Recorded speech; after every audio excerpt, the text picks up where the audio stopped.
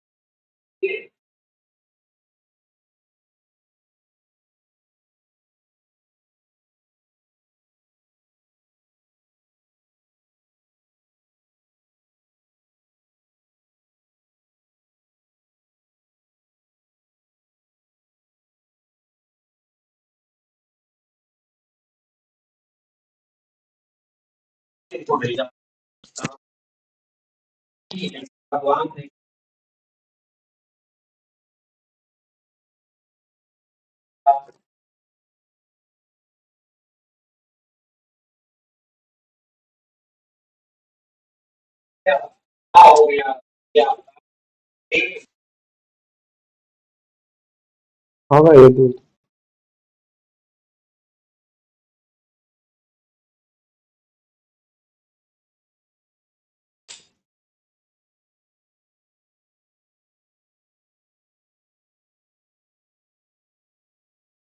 तुझे रिमाइंड दे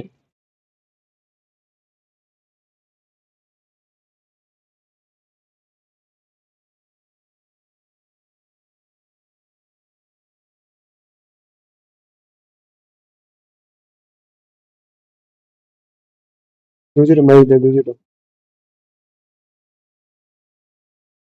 नवाज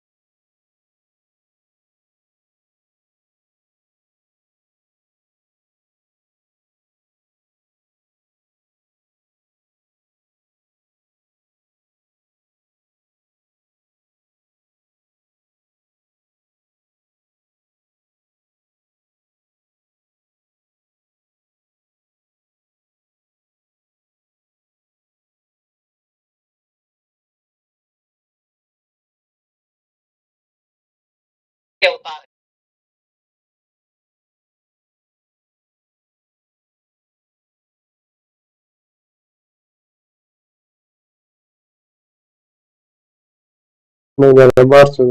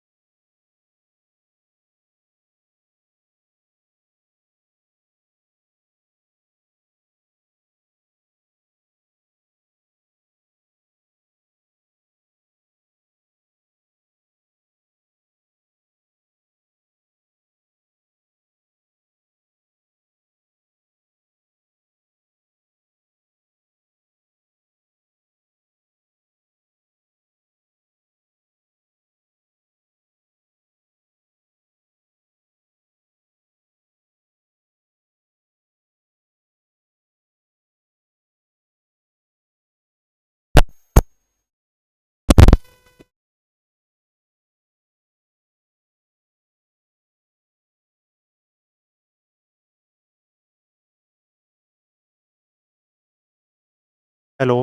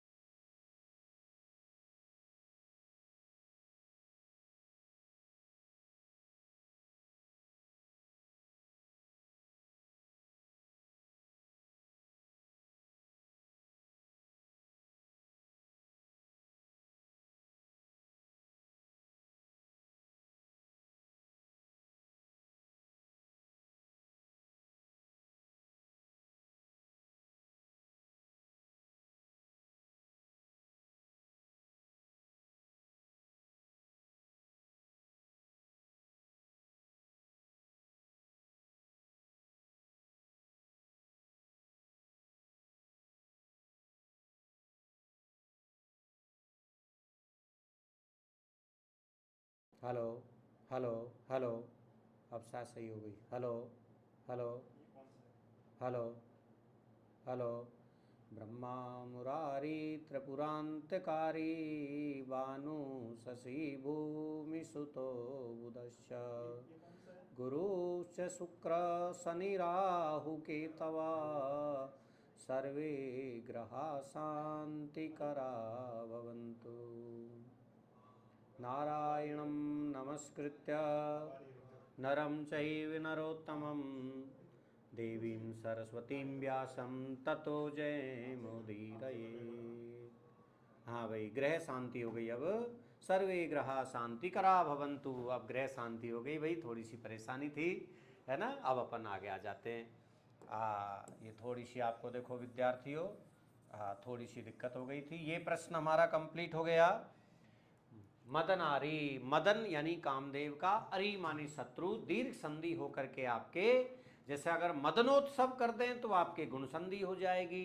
मदनोत्सव, बसंतोत्सव, मदन कामदेव की ऋतु मानी जाती है, कामदेव की ऋतु बसंत, तो कामदेव जो है तो मदनोत्सव तो कामदेव की ऋतु हो जाएगी, कामदेव का उत्सव हो जाएगा जो बसंत में होता है।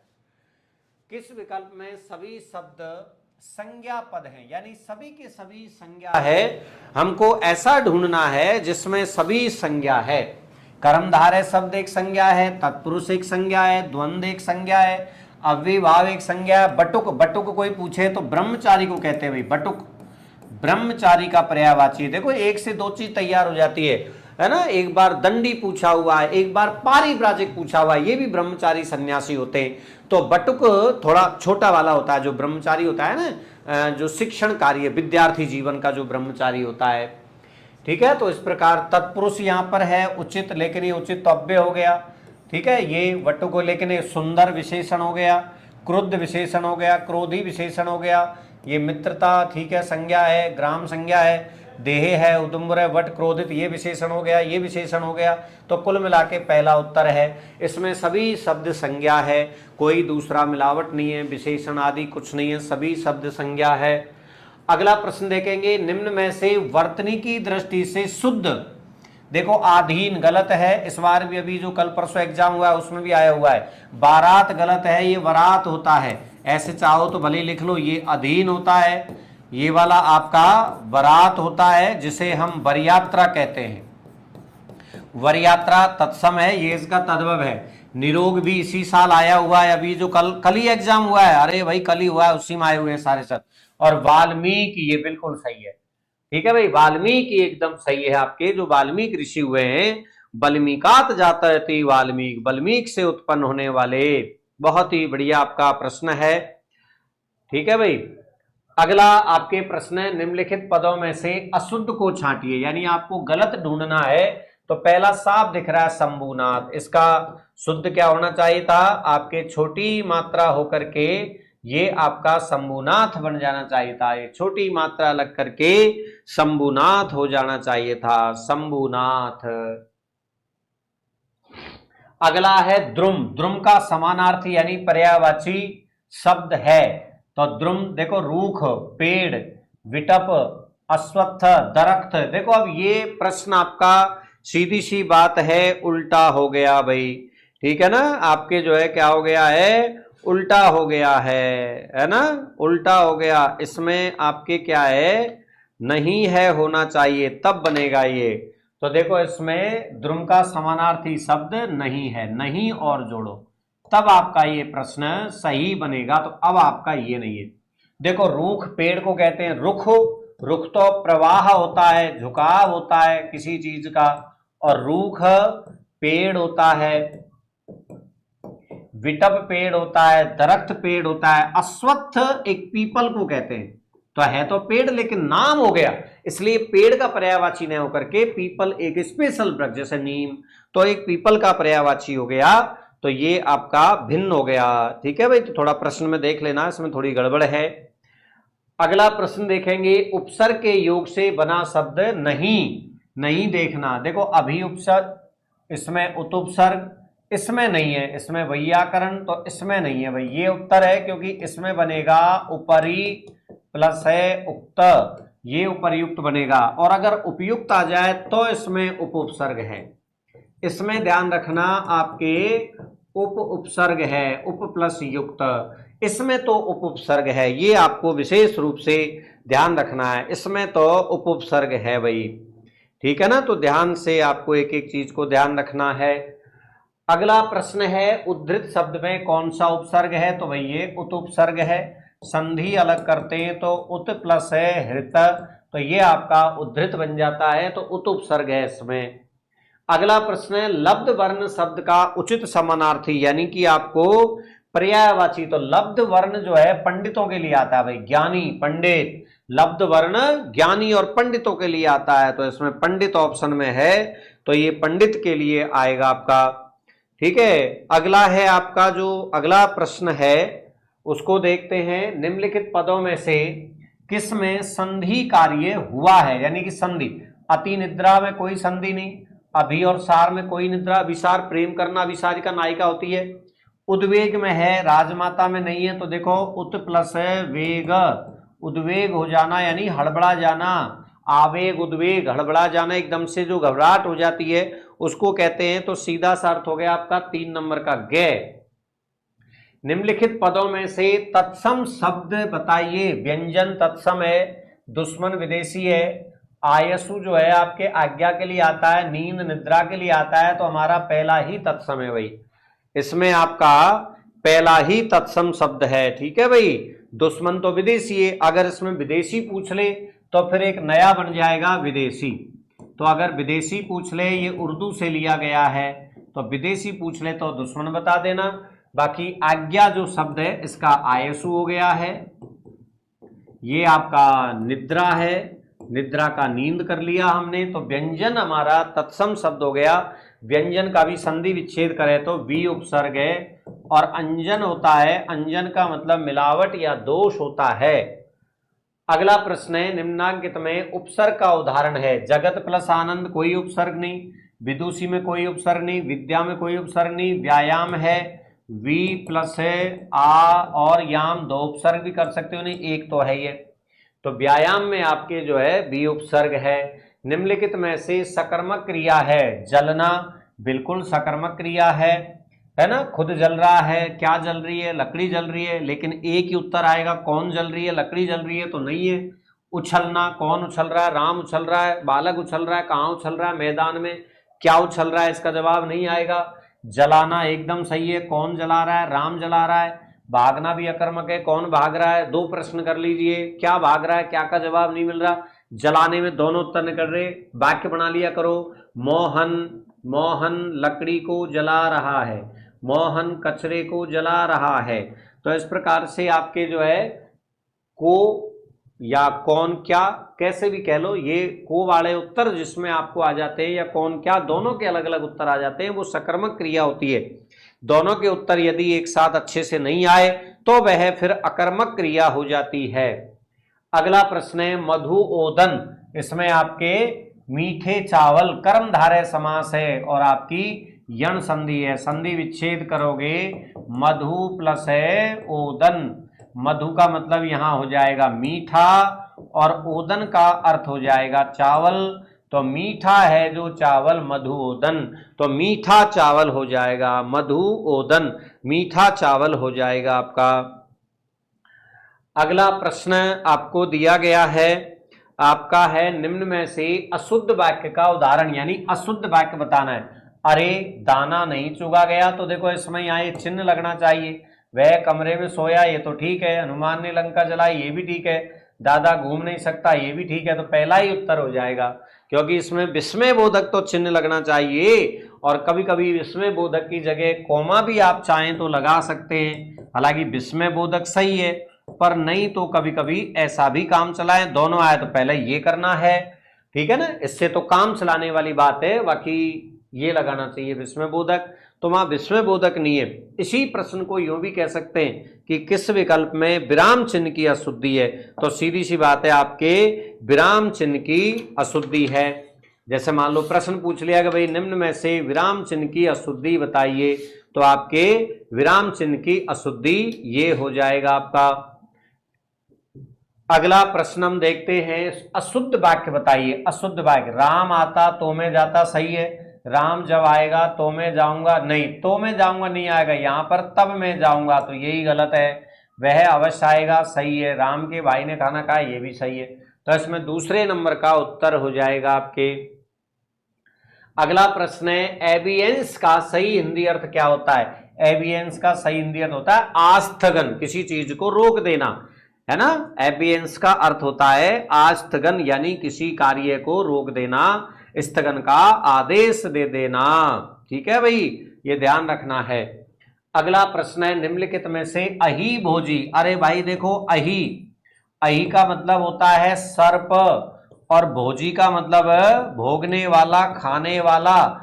अब बताइए, सांप को खाने वाला कौन होता है? या तो गरुड़ खाता है, नहीं तो फिर कौन खाता है? मयूर। मयूर किसका है? मोर। मोर का तत्सम है मयूर। याद करो, मयूर जो है आपके क्या करता है? सर्प को खा जाता है। इसको हम पर्यायवाची में भी रख सकते हैं और इसे हम वनवर्ड में भी आप रख सकते हैं। बकबैरी शब्द कैसा कहलाता है? बकबैरी, ध्यान रखना, हिंदी भाषा का है। हिंदी में कहते हैं बकबैरी। ये जो बगुला वगैरह होते हैं ना, ये जानवर, जीव जंतु, इनको कहते हैं ना बकबैरी, ध्यान रखना, इनको कहते हैं। ठीक है, जो जीव जंतु, सांप वगैरह, वो बगुला वगैरह होते हैं, इनको कहते हैं।